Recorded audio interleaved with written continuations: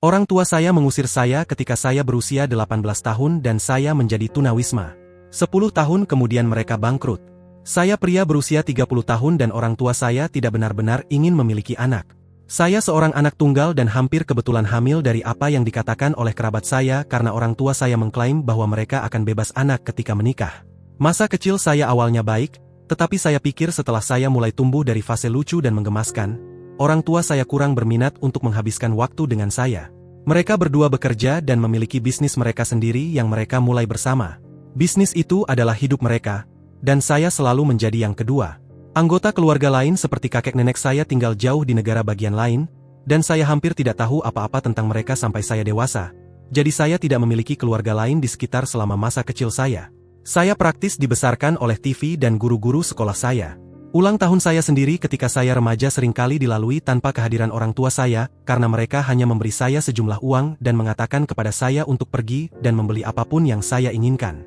Hal yang sama juga terjadi saat Natal dan kadang-kadang bahkan saat belanja perlengkapan sekolah. Kami bahkan tidak akan memiliki pohon Natal setelah saya berusia 10 tahun jika bukan karena kenyataan bahwa saya berhasil meyakinkan orang tua saya untuk membeli satu yang palsu yang bisa saya bangun dan kemudian bongkar setiap tahun. Jika saya harus menggambarkan orang tua saya, bayangkan mereka sebagai orang-orang yang selalu mengenakan hitam, minum banyak anggur, dan meremehkan orang lain. Dan terakhir kali saya melihat orang tua saya, mereka masih terlihat dan bertindak dengan cara yang sama. Meskipun ayah saya selalu mengenakan pakaian rambut palsu sekarang, ketika saya berusia 16 tahun saya bertanya kepada orang tua saya apakah saya bisa bekerja paruh waktu untuk mereka di bisnis mereka. Dan mereka hanya mengatakan bahwa tidak ada posisi terbuka atau sesuatu yang seperti itu. Mereka sebaiknya saja langsung mengatakan bahwa mereka tidak menginginkan saya di sana. Setelah saya berusia 18 tahun, orang tua saya mengatakan kepada saya bahwa jika saya sudah dewasa, mereka mengharapkan saya untuk pindah secepat mungkin. Saya bekerja paruh waktu karena saya masih di SMA, dan saya tidak memiliki cukup tabungan untuk kuliah. Dan tidak lama setelah SMA berakhir, orang tua saya memberitahu saya untuk packing dan pindah keluar. Mereka mendapatkan pemberitahuan pengusiran resmi yang memberi saya waktu 30 hari dan segalanya. Mereka bahkan tidak membantu saya pindah. Saya harus mendapatkan bantuan dari ayah teman yang memiliki truk. Saya akhirnya menyewa apartemen buruk dan bekerja di retail. Saya tidak memiliki pengalaman hidup yang nyata dan tidak punya waktu untuk kuliah. Kemudian setelah hanya beberapa bulan saya dipecat karena manajer saya benar-benar tidak menyukai saya dan menulis saya untuk hal-hal yang paling bodoh. Saya bahkan tidak ingat apa itu lagi. Tapi saya bukan satu-satunya yang diperlakukan begitu oleh manajer. Saya menelepon kantor pusat tentang hal itu dan beberapa orang lain juga melakukannya. Kantor pusat menyelidiki manajer, dan mereka segera dipecat karena berbagai alasan.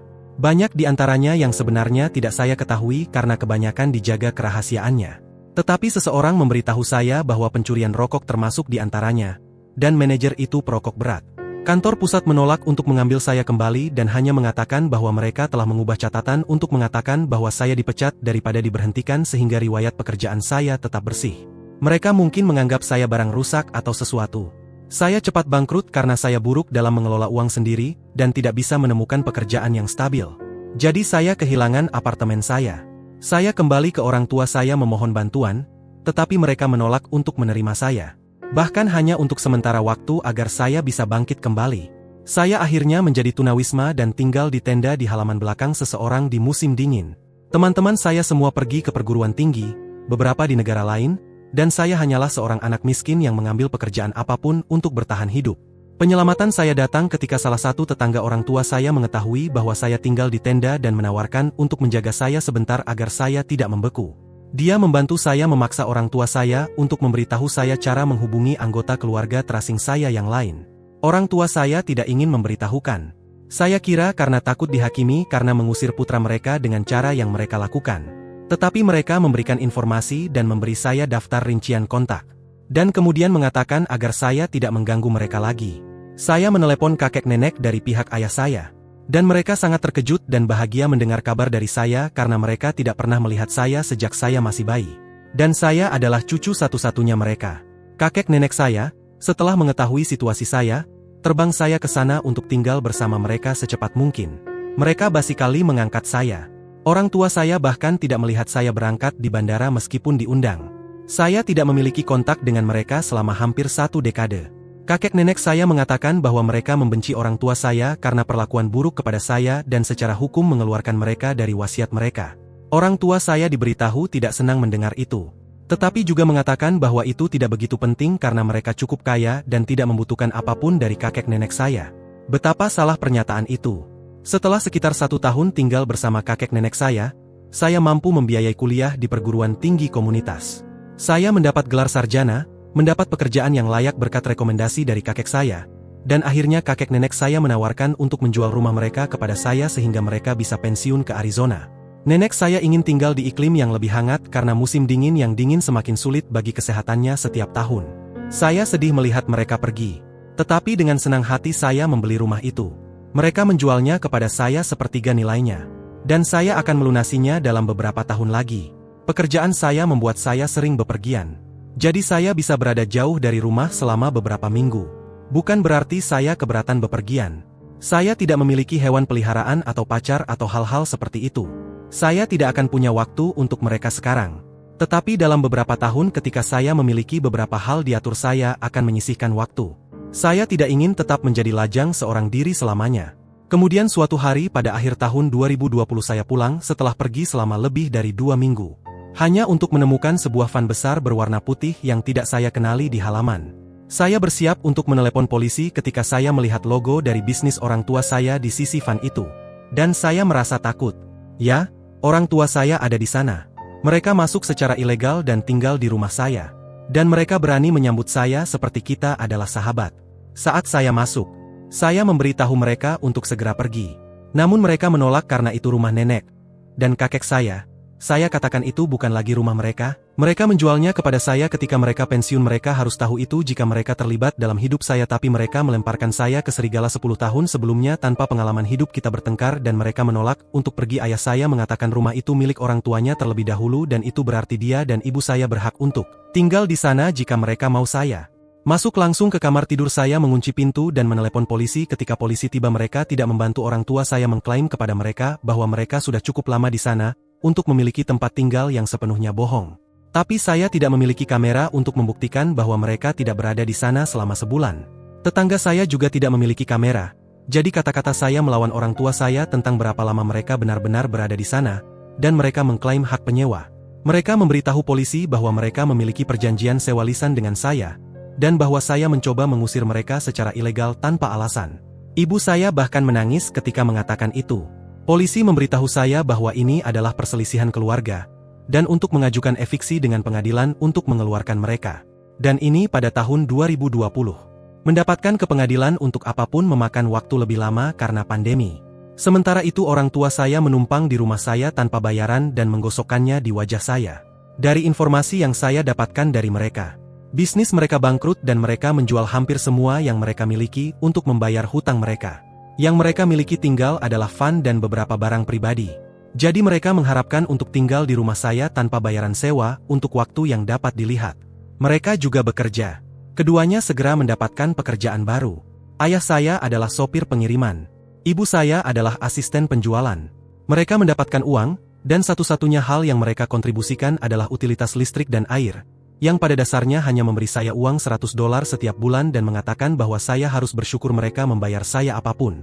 Setiap kali saya mencoba membahas sewa yang layak dengan mereka, mereka hanya mengatakan bahwa saya berhutang untuk tinggal tanpa bayaran karena saya telah menghabiskan 18 tahun dari hidup mereka. Dan bukan seperti mereka menuntut kembali uang untuk saat itu, lalu mengancam akan berhenti membantu dengan utilitas sama sekali. Saya sangat frustasi sehingga akhirnya saya menelepon kakek nenek saya untuk menjelaskan situasi kepada mereka. Mereka sangat tidak senang dan berbicara dengan orang tua saya. Tapi orang tua saya masih mengatakan bahwa mereka berhak untuk tinggal di rumah saya dan menolak untuk bergeming. Kakek saya mengatakan bahwa dia menyesal hal ini terjadi dan jika mereka tidak menjual rumah kepada saya, orang tua saya tidak akan menyusup. Saya mengatakan kepadanya jangan khawatir. Saya sudah mengajukan eviksi hukum dan akan segera mendapatkannya. Dan orang tua saya sudah tahu bahwa mereka hanya waktu pinjaman. Saya memastikan untuk mengatakan itu di depan orang tua saya juga. Mereka merespons dengan diam. Ayah saya kebanyakan tidak berada di rumah karena mengemudikan kendaraan pengiriman 6 hari seminggu, yang sebenarnya bukan pekerjaan yang disukainya. Dan ibu saya pada dasarnya mencoba mengambil alih rumah saya di waktu senggangnya. Dia menuntut saya membiarkannya mengatur ulang ruang tamu saya, dan bahkan mencoba memaksa saya untuk memberikan kamar tidur utama kepada mereka berdua, karena mereka adalah orang tua saya, dan mereka pantas mendapat yang lebih baik. seperti yang dia katakan. Saya menolak kedua hal itu dan mengatakan bahwa mereka tidak pantas mendapat yang lebih baik, dan untuk berhenti mencoba bertindak seolah-olah saya berhutang kepada mereka apapun. Saya tidak meminta dilahirkan, dan merupakan kewajiban normal bagi orang tua untuk membesarkan anak-anak mereka sendiri. Dan yang mereka lakukan hanya mencoba menegaskan dominasi untuk mencoba menahan saya agar tidak mengusir mereka. Akhirnya, setelah 4 bulan dan sekarang masuk awal 2021, saya berhasil membawa orang tua saya ke pengadilan atas penyusupan mereka. Kita hanya perlu pergi ke pengadilan karena mereka melawan eviksi dan mencoba membuat saya meragukan. Mereka mencoba menggunakan fakta bahwa itu dulunya rumah kakek nenek saya dan fakta bahwa mereka memberi saya 100 setiap bulan sebagai semacam daya tarik tempat tinggal. Tetapi tidak ada perjanjian sewa yang nyata. Dan mereka cukup cerdas untuk tidak mencoba dan membuat satu karena itu akan menjadi penipuan. Jadi hakim memerintahkan bahwa mereka harus keluar dalam waktu maksimal 30 hari, karena mereka tidak memiliki klaim atas rumah saya. Setelah pengadilan mereka menghadapi saya dan mengatakan bahwa mereka kecewa dengan saya karena mengusir daging dan darah saya sendiri. Saya tidak bisa menahan tawa dan memanggil mereka sebagai hipokrit karena itulah persis yang mereka lakukan kepada saya tanpa peduli dengan kesejahteraan saya. Mereka tidak memiliki cinta untuk saya, jadi saya tidak memiliki cinta untuk mereka. Saya tidak berhutang apapun kepada mereka. Mereka hanya mencoba bertindak seolah-olah segala sesuatu yang milik saya adalah milik mereka. Tapi mereka tidak memiliki hak untuk menyebut diri mereka orang tua saya karena mereka tidak pernah benar-benar bertindak seperti itu. Saya menyebut mereka sebagai pasangan narsisisti pembohong sombong di depan wajah mereka, dan mengatakan kepada mereka untuk menyusun urusan mereka. Karena mereka sudah tahu saya tidak akan ragu-ragu untuk menelepon polisi jika mereka tidak meninggalkan rumah saya setelah 30 hari berlalu. Ayah saya terlihat marah. Tapi ibu saya menghentikannya dari mengatakan atau melakukan apapun dengan meraih bahunya dan menggelengkan kepalanya. Dia mengejek saya dan pergi. Mereka pergi, tapi tidak tanpa banyak ketegangan. Bulan terakhir itu dihabiskan dengan mereka baik menyesali saya untuk mencoba membuat saya berubah pikiran, atau sepenuhnya mengabaikan saya. Saya menempelkan kalender di ruang tamu dan memberi tanda setiap hari sebelum mereka harus pergi dengan pena merah. Dan hari tepat mereka harus pergi ditandai dengan lingkaran besar merah. Saya masih ingat hari terakhir itu tanggal 2 Maret. Orang tua saya menunggu hingga hari yang tepat mereka harus meninggalkan rumah saya untuk selamanya sebelum akhirnya pergi. Bahkan ketika semua barang mereka sudah keluar dari rumah dan mereka tidur di lantai di kamar tamu selama beberapa hari. Karena mereka begitu yakin bisa membuat saya membiarkan mereka tinggal. Mereka tidak repot-repot mencari apartemen sampai setelah eviksi pengadilan berlalu. Dan ibu saya menghabiskan beberapa minggu untuk mencari apartemen. Mereka harus mendapatkan apartemen studio kecil dan buruk di kota berikutnya, karena itu satu-satunya yang bisa mereka temukan dengan pemberitahuan singkat seperti itu. Mirip sekali dengan apa yang harus saya lakukan ketika saya berusia 18 tahun. Ironisnya. Saya mengantar ibu saya untuk melihatnya sekali, dan apartemen itu mengerikan. Dindingnya berwarna hijau bayi. Karpetnya terlihat seperti berusia 20 tahun. Jendela itu hanya memiliki pemandangan dinding bata di luar. Tidak ada mesin pencuci piring. Kompor itu yang paling kecil yang pernah saya lihat. Dan toilet terlihat seperti benar-benar perlu diganti. Dinding juga sedikit menghentikan suara dari tetangga. Ada 2 orang yang sudah berteriak-teriak di apartemen sebelah sementara kami berada di sana. Ibu saya berusaha keras untuk memberi saya tatapan sedih sambil memberi petunjuk bahwa saya seharusnya merasa bersalah karena mengurangi mereka untuk tinggal di tempat seperti itu. Tapi saya bertindak seolah-olah tidak tahu apa-apa sampai akhirnya dia berhenti. Mereka langsung menandatangani kontrak sewa dan memindahkan barang-barang sedikit yang mereka miliki ke apartemen selama akhir pekan. Mereka juga berakhir menuntut tempat tidur ukuran queen, lemari, dan TV layar datar dari kamar tamu saya. Saya mengatakan kepada mereka untuk membawa barang-barang itu saja, karena saya tidak lagi menginginkannya di rumah setelah mereka menghabiskan 5 bulan tidur di ruangan itu. Mereka melihat saya seolah-olah saya memperlakukan mereka seolah-olah mereka penyakit, dan tidak menuntut apapun lagi. Saat mereka harus pergi untuk selamanya, saya mulai mengganti kunci di semua pintu eksterior. Semua barang mereka ada di apartemen, dan mereka telah menghabiskan malam terakhir di kamar tamu saya. Mereka melihat saya mulai melepaskan kunci lama dari pintu depan saat mereka masuk ke van. Mereka tidak berkata apa-apa, saya tidak berkata apa-apa. Tapi mereka hanya duduk dan menonton saya beberapa saat sampai saya memiliki pegangan pintu baru. Kemudian mereka akhirnya pergi. Saya menghela nafas lega saat van itu berjalan di jalan. Saya pikir karma akhirnya datang untuk mereka, dan mereka bisa tinggal di bawah batu selama yang saya pedulikan.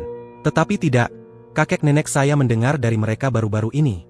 Mereka menelepon mereka untuk membual bahwa mereka memiliki bisnis baru yang mirip dengan yang lama di negara bagian yang sama dengan tempat saya tinggal sekarang.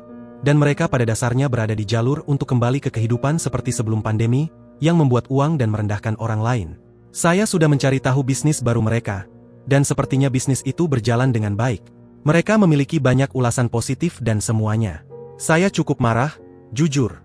Mereka membuat saya menjadi tunawisma, menyusup gratis di rumah saya selama berbulan-bulan, lalu kembali menjadi orang kaya yang sombong dan minum anggur seperti dulu.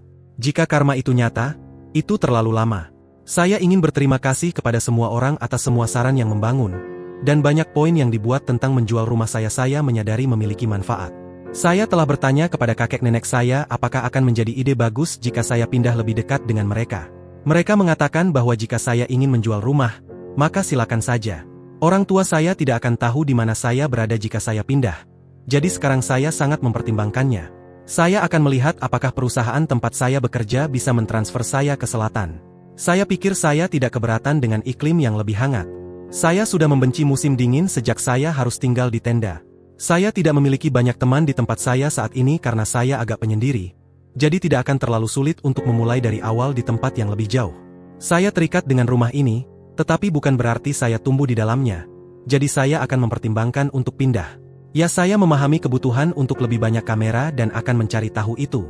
Bagi yang bertanya bagaimana orang tua saya masuk dan menipu polisi, nah itu sangat sederhana.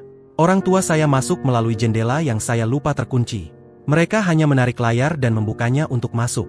Lalu mereka menemukan kunci cadangan rumah saya yang saya gantung di dekat dapur dan mengambilnya.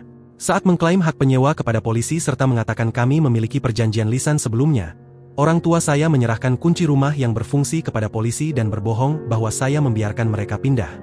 Orang tua saya juga sudah mengajukan perubahan alamat dengan DMV secara online sebelum saya bahkan pulang, dan menunjukkan polisi printout yang mereka buat, dan mengatakan bahwa ID baru mereka dengan alamat saya akan segera dikirim. Polisi hanya terlihat jengkel, memberitahu saya bahwa itu adalah masalah keluarga, dan untuk mengajukan eviksi seperti orang normal. Saya berharap saya mendapat nomor badge mereka untuk dilaporkan. Penambahan kecil, ya orang tua saya telah mengalihkan surat mereka ke rumah saya, yang merupakan alasan lain yang mereka gunakan untuk klaim kediaman. Masalahnya adalah bahwa jika mereka tinggal di rumah saya selama lebih dari 30 hari dengan izin, hak penyewa membuat mereka menjadi penyewa. Mereka mengklaim bahwa mereka memiliki izin saya dan menggunakan setiap trik kotor yang mereka miliki untuk meyakinkan polisi bahwa mereka berhak untuk berada di sana. Tidak ada cara bagi mereka untuk mengkonfirmasi atau menyangkal berapa lama orang tua saya tinggal di rumah. Dan itu berubah menjadi situasi di mana semua orang saling menunjuk dan polisi tidak tahu siapa yang harus dipercaya. Itulah mengapa saya harus pergi ke pengadilan untuk mengusir mereka. Saya menolak memberi orang tua saya kata sandi wifi saat mereka tinggal bersama saya meskipun mereka tidak berkontribusi pada utilitas itu. Namun mereka hanya menggunakan ponsel pintar mereka untuk menjalankan hotspot seluler dan mendapatkan internet dengan cara itu sepanjang waktu saat mereka menyusup di rumah saya. Bagi yang mengatakan bahwa saya harus meninggalkan ulasan buruk atau mengungkap masa lalu orang tua saya, memang tidak ada gunanya. Saya akan mengambil jalan yang benar dan hanya melupakan mereka. Namun jika mereka melakukan penipuan untuk memulai bisnis baru mereka, maka saya akan menonton film sambil menunggu ketika itu kembali pada mereka. Karena mereka pasti akan menelepon seseorang untuk bantuan. Edit 2. Bagi yang tidak percaya dengan 30 hari hal itu dengan penyusup, berikut adalah hukum USA langsung tentang masalah tersebut. Di sebagian besar daerah, siapapun yang tinggal di properti Anda selama lebih dari 30 hari dengan izin dapat mengklaim hak sebagaimana dalam mata hukum mereka menjadi penyewa Anda. Ketika ini terjadi, biasanya Anda perlu melaksanakan prosedur eviksi. Namun, dalam kasus di mana izin tidak pernah diberikan dan properti yang kosong dimasuki secara paksa dan ditinggali, masih ada aturan yang harus Anda ikuti. Orang tua saya memalsukan izin dan berbohong tentang berapa lama mereka tinggal di rumah saya. Itulah mengapa butuh 5 bulan untuk menyingkirkan mereka. Sekarang Anda tahu. Pembaruan, 5 hari kemudian. Nah, saya memutuskan untuk membuat beberapa pertanyaan dan menghabiskan beberapa hari bertanya-tanya tentang keluarga tentang bagaimana orang tua saya mendirikan bisnis baru mereka. Ini cukup tidak biasa bahwa mereka bisa bangkit dari kebangkrutan dan mendirikan bisnis baru dalam waktu kurang dari 2 tahun. Tidak, itu bukan MLM bagi mereka yang berpikir begitu. Bahkan orang tua saya tidak akan menggunakan hal seperti itu. Mereka tanpa ragu berpikir MLM di bawah martabat mereka. Bisnis baru orang tua saya relatif lebih kecil dari yang sebelumnya juga. Saya akan mengatakan sekitar separuhnya. Sebelumnya mereka setidaknya memiliki 2 karyawan. Sekarang hanya keduanya. Seseorang menunjukkan bahwa saya harus memperhatikan kredit saya untuk pencurian identitas. Saya sudah melakukannya dan sudah sejak saya pertama kali berurusan dengan orang tua saya yang menyusup di rumah saya. Saya tidak mempercayai mereka, dan mereka tahu itu. Namun, saya tidak yakin mereka bahkan berusaha mengingat informasi hukum saya dalam 1 dekade terakhir. Sial, saya tidak yakin mereka bahkan berusaha mengingat cara mengeja nama depan saya. Tapi saya mengunci kredit saya, dan tidak ada aktivitas yang aneh sama sekali. Jadi orang tua saya tidak mencoba mencuri dana perusahaan dari saya setidaknya. Kakek nenek paternal saya, atau kakek nenek baik saya bisa dikatakan, adalah orang-orang yang benar-benar peduli tentang saya. Dan mereka tidak tahu di mana orang tua saya mendapatkan uang untuk membuka toko lagi. Orang tua saya telah menelepon mereka beberapa kali sejak mereka menonaktirkan ayah saya. Dan mereka telah menolak untuk mengambil panggilan mereka sejak mereka menelepon untuk membual tentang kesuksesan baru mereka beberapa waktu yang lalu. Jelas orang tua saya tidak mendapat bantuan dari sisi keluarga ayah saya. Lalu bagaimana dengan ibu saya? Nah, saya masih memiliki daftar kontak lama yang diberikan orang tua saya pada saya. Dan dalam daftar itu ada nomor telepon rumah untuk nenek saya dari sisi ibu. Saya mencoba menghubungi nenek saya dari sisi ibu ketika saya tunawisma. Dia tidak peduli. Saya tidak pernah bertemu mereka secara langsung. Tetapi kakek nenek saya dari sisi ibu sangat mirip dengan orang tua saya. Saya kira ayah saya benar-benar menemukan jodohnya dengan ibu saya. Seperti yang dikatakan komentator sebelumnya, mereka memang diciptakan satu sama lain. Saya berhasil menghubungi nenek saya dari sisi ibu sekali lagi. Dan bukan hanya dia sudah lama bercerai dari suaminya, kakek nenek saya dari sisi ibu tidak lagi hidup. Itu kabar bagiku. Tetapi dia meninggal 7 bulan yang lalu. Dan dia meninggalkan ibu saya warisan yang besar. Jadi ya, itulah tempat mereka mendapatkan uang untuk membuka toko lagi. Nenek saya dari sisi ibu terdengar sangat bangga pada mereka juga. Dia tidak terlalu tertarik untuk berbicara tentang banyak hal lain. Dan itulah kemungkinan mengapa orang tua saya menelepon kakek nenek saya untuk membual tentang betapa suksesnya mereka sekarang. Mereka ingin menggosok garam ke luka karena kakek nenek baik saya memutuskan hubungan dengan mereka. Saya benar-benar tidak peduli, dan juga kakek nenek baik saya. Semua orang dari sisi keluarga ayah saya mengatakan orang tua saya bisa pergi menendang batu. Mereka tidak ingin berurusan dengan mereka. Saya bukan satu-satunya yang dikecewakan oleh orang tua saya. Sisi keluarga ibu saya penuh dengan orang-orang yang bercerai dan pemabuk yang saling benci, dan hanya pura-pura berlaku sivil. Sisi keluarga ayah saya adalah orang-orang yang biasa dan ramah. Ayah saya meskipun terus membakar jembatan berulang kali. Ketika saya lahir, kakek nenek saya ingin berada dalam hidup saya. Tapi entah mengapa orang tua saya menghalangi saya dari mereka. Mengapa mereka melakukan ini saya tidak begitu yakin. Tapi saya pikir itu karena mereka tidak ingin dihakimi atas pendidikan mereka sendiri. Saya akan lebih bahagia jika mereka mengirim saya ke sekolah asrama. Atau tinggal dengan kakek nenek saya. Tapi saya kira narsisis tidak benar-benar bahagia jika tidak memiliki orang lain untuk dihina. Saya hanya bisa membayangkan hal-hal yang mereka bicarakan tentang saya di belakang saya sepanjang hidup saya. Bagaimanapun tampaknya orang tua saya tidak melakukan hal ilegal untuk membuka bisnis baru. Tidak ada yang bisa dilaporkan kepada sesuatu seperti IRS. Tidak ada hukum melawan menggunakan dana dari warisan sebagai modal awal untuk usaha mandiri. Ibu saya, seperti saya, adalah anak tunggal. Jadi dia mendapatkan segalanya ketika ayahnya meninggal. Termasuk rumah dan lahan. Itulah tempat orang tua saya tinggal sekarang. Saya telah melihat foto yang dikirimkan nenek saya dari sisi ibu. Tentang rumah yang sangat bagus. Tapi tidak buruk. Sebanding dengan saya sendiri saya akan bilang. Tapi itu berarti orang tua saya memiliki tempat tinggal tanpa biaya sekarang. Dan kemungkinan tidak akan pernah mengganggu saya lagi. Saya ingin menjual rumah saya dan pindah. Tapi ternyata perusahaan tempat saya bekerja tidak memiliki cabang di Arizona. Jadi bisa jadi saya berhenti dan mencari pekerjaan baru di Arizona setelah menjual rumah saya.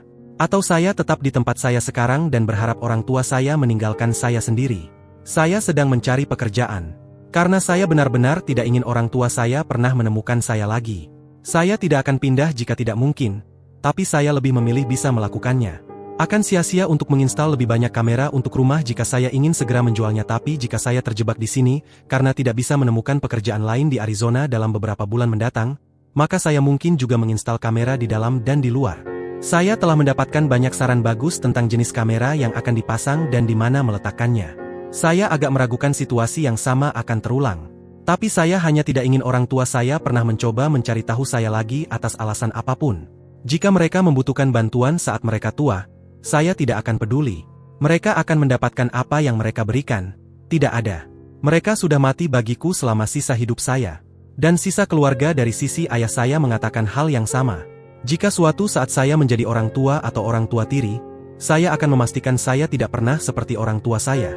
Tidak ada anak yang pantas mendapat perlakuan seperti itu.